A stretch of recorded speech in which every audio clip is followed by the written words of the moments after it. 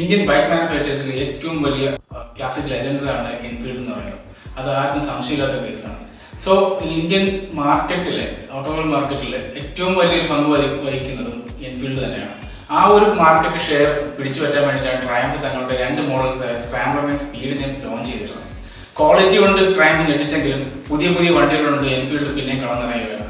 So നമുക്ക് ഇന്ന് compare ചെയ്യാൻ വന്നിരിക്കുന്നത് രണ്ട് റെട്രോ റോഡ്സ്റ്റേഴ്സ് ആണ്.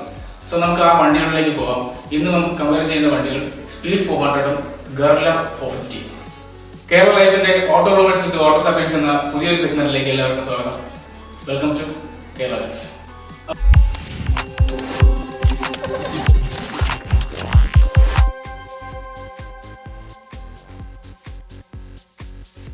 ഫസ്റ്റ് ഓഫ് ഓൾ നമുക്ക് ലുക്സിൽ തന്നെ തുടങ്ങാം. രണ്ട് വണ്ടികളിലും കോമൺ ആയിട്ട് വന്നിരിക്കുന്നത് LED headlights, indicators and tail lamps ആണ്. രണ്ട് വണ്ടികളിലും ഒരേപോലെ പ്രാധാന്യം കൊടുത്ത് തന്നെയാണ് ഈ ഒരു മോഡേൺ ടെക്നോളജി ഇമ്പോസ് ചെയ്തിരിക്കുന്നത്. സോ ഒരു റെട്രോ സ്റ്റൈലിങ്ങും അതേപോലെ തന്നെ മോഡേൺ ടെക്നോളജിയും സംയോജിച്ചിട്ടുള്ള ഒരു മുന്നേറ്റമാണ് ഈ രണ്ട് മാനുഫാക്ചറിംഗ് നടത്തിയിരിക്കുന്നത്. സ്റ്റൈലിംഗിൽ ട്രയംഫ് തങ്ങളുടെ ബിഗ് ബൈക്സ് ആയിട്ടുള്ള സ്പീഡ് ട്വിൻസിന്റെയും ബണബല സീരീസിന്റെയും ഡിസൈൻസ് കോപ്പി ചെയ്തപ്പോൾ നമ്മുടെ എൻഫീൽഡ് കുറച്ച് വ്യത്യസ്തമായിട്ട് ഒരു എൻഫീൽഡിന്റെ വണ്ടി എന്ന് പറയാത്ത രീതിയിലുള്ള ഒരു വണ്ടിയാണ് നമുക്ക് പ്രൊവൈഡ് ചെയ്തിരിക്കുന്നത്. ഗർലയിൽ കണ്ടിരിക്കുന്ന കൂടുതലും മോഡേൺ ആയിട്ടുള്ള ഡിസൈൻ എലമെന്റ്സ് ആണ്. രണ്ട് വണ്ടികൾക്കും വന്നിരിക്കുന്നത് കുറച്ച് ലീൻ ഫോർവേഡ് ആയിട്ടുള്ള റൈഡിംഗ് പോസ്റ്ററും അതുപോലെ തന്നെ കുറച്ച് ഹാൻഡിൽ ബാർ കുറച്ച് അഗ്രസീവ് ആയിട്ടാണ് പ്ലേസ് ചെയ്തിരിക്കുന്നത്. സോ ഒരു സിറ്റി ക്രൂസർ അല്ലെങ്കിൽ ഒരു സിറ്റി ബൈക്സ് എന്നുള്ള രീതിയിൽ രണ്ട് വണ്ടികളും പെർഫെക്റ്റ് ആയിട്ട് മാച്ച് ആവുന്നത്. അതോടൊപ്പം തന്നെ ഹാർഡർ സീറ്റാണ് ഗർലയിൽ വന്നിരിക്കുന്നത്. ആ ഒരു സീറ്റിംഗ് വന്നിരിക്കുമ്പോൾ ട്രയംഫിൽ വന്നിരിക്കുന്നത് കുഷനിങ് കൂടിയ സോഫ്റ്റ് സീറ്റ്സ് ആണ്. സോ ഒരു ഹൈവേ ക്രൂസിങ്ങിന് പറ്റിയൊരു വണ്ടി എന്ന് പറയുന്നത് ട്രയംഫ് സ്പീഡ് 400 തന്നെയാണ്. എഞ്ചിൻ സൈഡിലോട്ട് നോക്കുമ്പോൾ നമുക്ക് കാണാൻ കഴിയും സ്പീഡ് 400 യൂസ് ചെയ്തിരിക്കുന്ന 400cc ലിക്വിഡ് കൂൾഡ് DUC എഞ്ചിനാണ്. 40 PS പവറും 37.5 mm ടോർക്കും പ്രൊവൈഡ് ചെയ്യുന്ന 6 സ്പീഡ് മാനുവൽ ട്രാൻസ്മിഷൻ ആണ്. കമ്പാരിറ്റീവ്ലി റിഫൈൻഡ് ആയിട്ടുള്ള അല്ലെങ്കിൽ റിലയബിൾ ആയിട്ടുള്ള എഞ്ചിനാണ് ട്രയംഫ് പ്രൊവൈഡ് ചെയ്തിരിക്കുന്നത്. അതേസമയം ഗൊറില്ലയിലോട്ട് വരുമ്പോഴത്തേക്ക് ലിക്വിഡ് കൂൾഡ് എഞ്ചിൻ തന്നെയാണ് ഇവിടെ പ്രൊവൈഡ് ചെയ്തിരിക്കുന്നത്.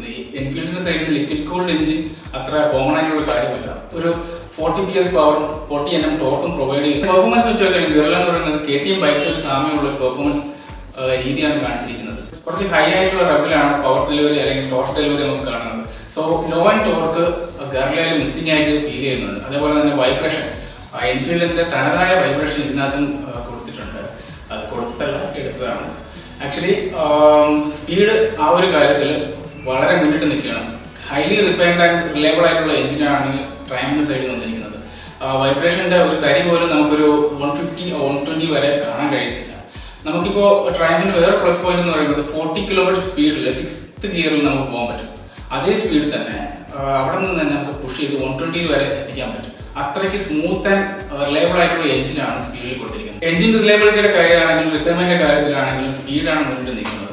ഗറില്ല സ്പീഡുമായിട്ട് ബാക്കിലാണെങ്കിൽ പോലും ബാക്കിയുള്ള എൻഫീൽഡ് ബൈക്സുമായിട്ട് കുറച്ചും കൂടെ മുന്നിട്ട് നിൽക്കുന്ന രീതിയിലാണ് വണ്ടിയുടെ ഡിസൈൻ ആണെങ്കിലും എഞ്ചിൻ സ്പെക്ക് ആണെങ്കിലും പ്രൊവൈഡ് ചെയ്തിരിക്കുന്നത്. ബാക്കി സ്പെക്കിലോട്ട് വരികയാണെങ്കിൽ നമുക്ക് വണ്ടിയുടെ വെയിറ്റ് എന്ന് പറയുന്നത് സ്പീഡ് 400 വെയിറ്റ് എന്ന് പറഞ്ഞാൽ 176 kg ആണ് വരുന്നത്. അതേസമയം ഗറില്ലയുടെ വെയിറ്റ് വരുന്നത് 185 kg ആണ് വരുന്നത്. ട്രയംഫ് സ്പീഡ് 400 യൂസ് ചെയ്തിരിക്കുന്നത് 300 mm ഫ്രണ്ട് ഡിസ്കും 230 mm റിയർ ഡിസ്കാണ് യൂസ് ചെയ്തിരിക്കുന്നത്. ഗർലയിലേക്ക് വരുമ്പോഴത്തേക്ക് 310 mm ഫ്രണ്ട് ഡിസ്കും 270 mm റിയർ ഡിസ്കാണ് യൂസ് ചെയ്തിരിക്കുന്നത്. രണ്ടും ഡുവൽ ചാനൽ ABS ആണ് പ്രൊവൈഡ് ചെയ്തിരിക്കുന്നത്. ഇതിനകത്ത് ബ്രേക്കിംഗ് പോയിന്റ് കൂടുതലായിട്ട് വന്നിരിക്കുന്നത് ഗർലയിലാണ്.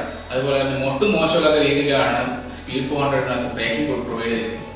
രണ്ട് വണ്ടികളുടെ വെയിറ്റ് പവർ റേഷ്യോ എന്ന് പറയുന്നത് ബെറ്റർ എന്ന് പറയുന്നത് ട്രയംഫ് സ്പീഡ് 400 തന്നെയാണ്. ഈ ഫീച്ചേഴ്സിൽ വരുമ്പോഴത്തേക്ക് രണ്ട് വണ്ടികളും ഡ്രൈവ് ടു ടെക്നോളജി പ്രൊവൈഡ് ചെയ്തിട്ടുണ്ട്.